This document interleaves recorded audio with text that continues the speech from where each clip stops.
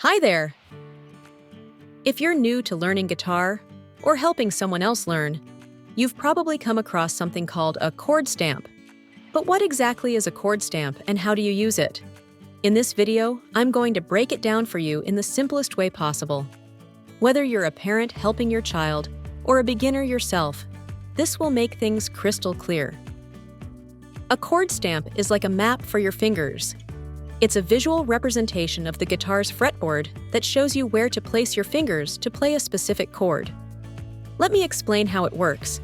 First, the vertical lines represent the 6 strings of the guitar. The string on the far left is the thickest string, your low E string, and the one on the far right is the thinnest string, or high E string. The horizontal lines represent the frets on your guitar. These are the metal bars that divide up the neck. The dots or circles you see in a chord stamp show you where to press down with the fingers of your left hand.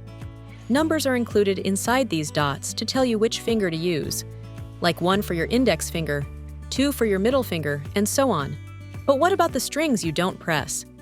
That's where 2 important symbols come in, 0 and X. If you see a 0 above a string in the diagram, it means you play that string open, without pressing it down. If you see an X, it means you don't play that string at all. These symbols help you know exactly which strings to include or leave out when strumming the chord. But here's where it can get tricky, especially for beginners.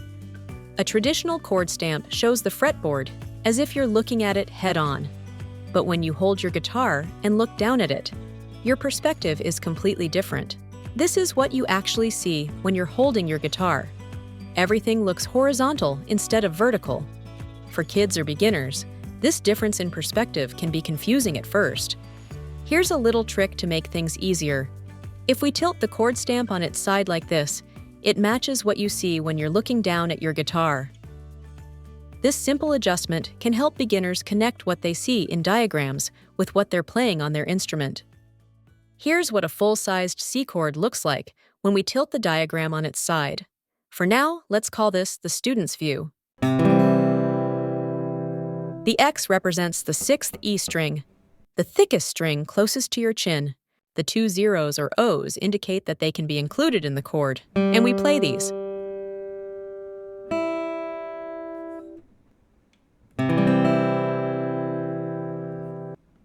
A great way to help kids with smaller fingers is to play half chords. In the case of the C chord, it looks like this. Notice the 3 X symbols? We simply don't play those strings.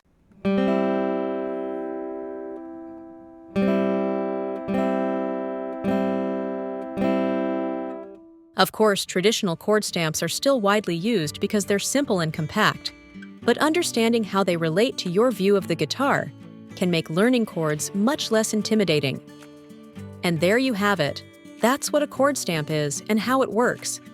If you'd like more tips and tricks for teaching or learning guitar, be sure to check out our free downloadable ebook, Easy Chords for Tiny Fingers.